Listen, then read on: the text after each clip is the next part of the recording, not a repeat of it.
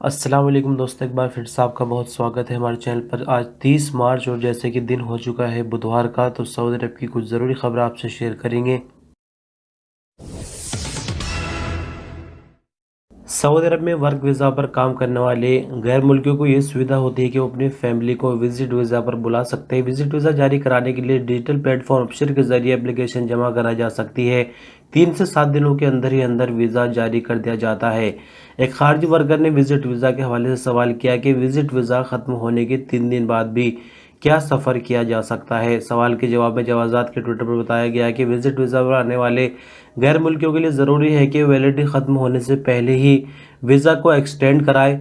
Visa extend कराने के बाद भी जो वैलिडिटी वीज़ा की दी गई है उसी के अंदर अंदर सफ़र करना है। वीज़ा अगर एक्सपायर हो जाती है तो सऊदी अरब में ठहरने को यानी ओवर स्टे उसको माना जाएगा और गैर कानूनी तरीके से उसको देखा जाएगा। यहाँ आपकी जानकारी के लिए बता दें कि कुछ लोगों का ये मानना था कि विजिट वीज़ा अगर एक्सपायर हो भी जाए तो 3 दिन का ग्रेस पीरियड गवर्नमेंट की तरफ से दिया जाता है, बट जवाज़ात ने साफ कर दिया है कि ऐसा बिल्कुल भी नहीं है। विजिट वीज़ा की वैलिडिटी के अंदर ही अंदर सऊदी अरब से सफ़र करना होगा। एक और सवाल जवाज़ात से खारजी वर्कर ने ये पूछा कि मैं साइक खास यानी कि प्राइवेट ड्राइवर की वीज़ा पर सऊदी अरब में काम करता हूँ। कफील किसी केस में जेल में बंद है, उससे बात नहीं हो पा रही है। इकामा भी एक्सपायर हो चुका है। अब मुझे क्या करना चाहिए? अगर मैं अपनी स्पॉन्सरशिप यानी नकल कफाला कराना चाहूँ तो कैसे कराऊँ? सवाल के जवाब दे दो। जवाज़ात का कहना था कि मिनिस्ट्री ऑफ ह्यूमन रिसोर्सेज यानी मकतब में जाकर आप वहां से कांटेक्ट करें और जो परेशानी चल रही है उनको इस बारे में बताएं। वहां से आपकी परेशानी का बिल्कुल हल निकाला जाएगा।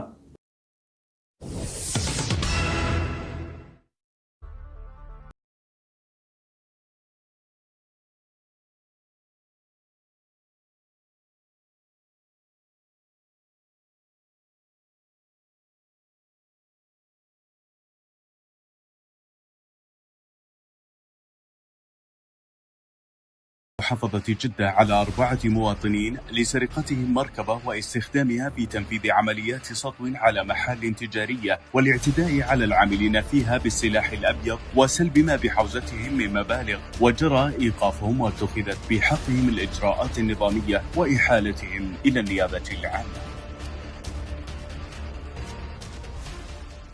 ये जो एक छोटी सी वीडियो क्लिप आपने देखी है, दरअसल आपको बता दें कि ये जद्दा शहर की है। जद्दा शहर में एक शॉपिंग मॉल है। 4 सऊदी उसके अंदर लूटमार करने के लिए घुस जाते हैं और सीसीटीवी कैमरे में पूरी घटना रिकॉर्ड हो जाती है। फिलहाल पुलिस ने इनको गिरफ्तार कर लिया है। सऊदी मिनिस्ट्री ऑफ कॉमर्स का कहना है कि खमीस मुशहद में सैनिटरी का सामान गैरकानूनी तरीके से बेचने वाली कंपनी कानून के दायरे में आ गई है। दरअसल जो छूट चल रही थी बीते 6 महीनों से और 16 फरवरी को छूट खत्म हुई है, उस छूट से इस कंपनी ने फ़ायदा उठाया है और मजबूरन मिनिस्ट्री ऑफ कॉमर्स को इसको लाइसेंस देना पड़ा, यानी इस कंपनी को लीगल करना पड़ा। इस कंपनी ने एप्लीकेशन दी थी छूट के दौरान। दरअसल आपको बता दें कि इस कंपनी की जो वार्षिक आय है यानी एनुअल इनकम है वो 50 मिलियन रियाल से भी ज़्यादा है और ये कंपनी काफ़ी लंबे टाइम से गैर कानूनी तरीके से काम कर रही थी, लेकिन अब जैसे कि पूरी तरह से कंपनी लीगल हो गई है। एक छोटी सी वीडियो के लिए इस हवाले से आपके सामने है।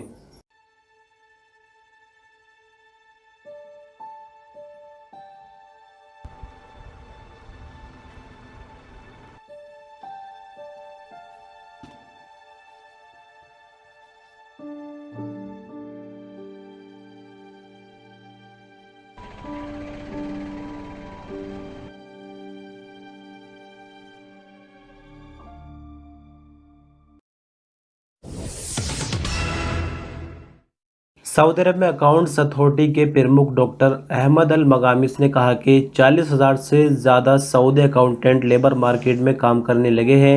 इस फील्ड में 30% सऊदेशन के अच्छे नतीजे सामने आए हैं। अल अखबार चैनल से बात करते हुए डॉक्टर अहमद अल मगामिस ने कहा कि सऊदी गवर्नमेंट ने अकाउंटेंट्स के लिए इत्काल प्लेटफॉर्म बनाया हुआ है। दरअसल इस खबर को शॉर्ट में आपको समझा दें कि अकाउंटेंट्स का जो फील्ड है उसमें अभी सिर्फ और सिर्फ 30% ही सऊदेशन हुई है, जिसके नतीजे में 40,000 से ज़्यादा सऊदियों को जॉब मिली है।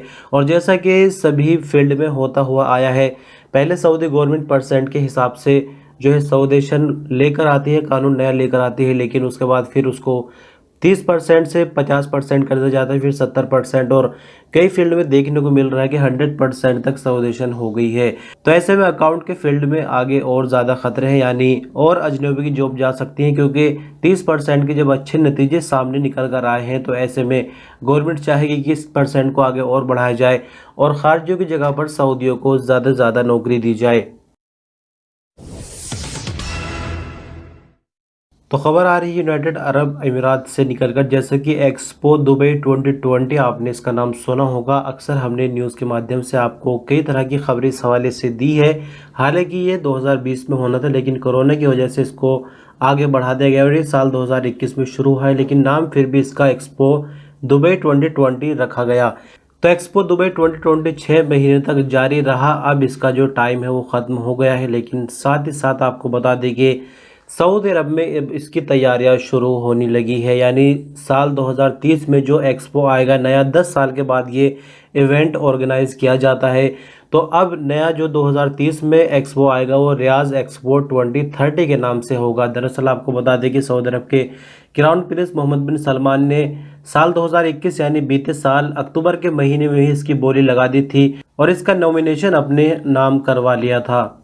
और जैसे कि आपको सऊदी अरब में मालूम है कि विज़न 2030 को लेकर काफ़ी लंबे टाइम से बहुत सी तैयारियां चल रही है और उसी साल यानी साल 2030 में ही एक्सपो रियाज जो है रखा गया है। तो ऐसे में देखना होगा कि कितना ज़्यादा कामयाब ये इवेंट होता है।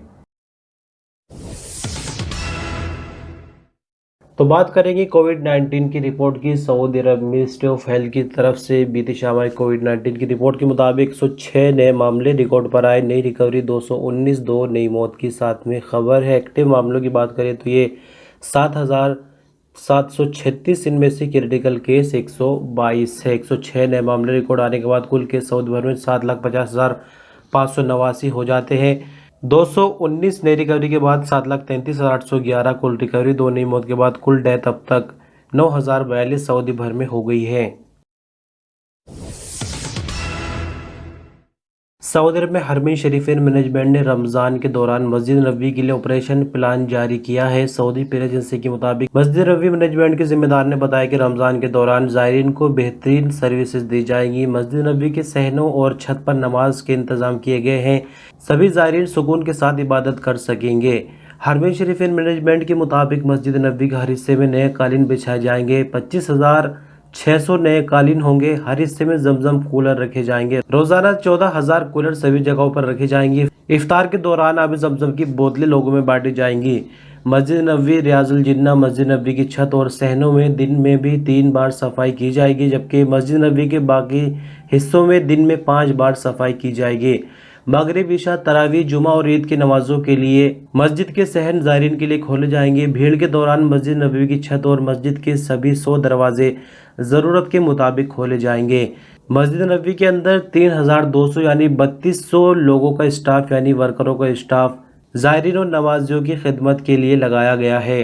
तो इस तरह दोस्तों आज के इस न्यूज़ बुलेटिन की आखिरी खबर थी, और जैसे कि शुरू में भी हमने आपको एक तस्वीर दिखाई थी, अभी भी आप देख सकते हैं। इसके अलावा कुछ नहीं कहना है, बाकी आपकी मर्जी है। बहुत शुक्रिया वीडियो पर आप अंत तक बने रहे। अपना ख्याल रखिएगा। अल्लाह हाफिज़।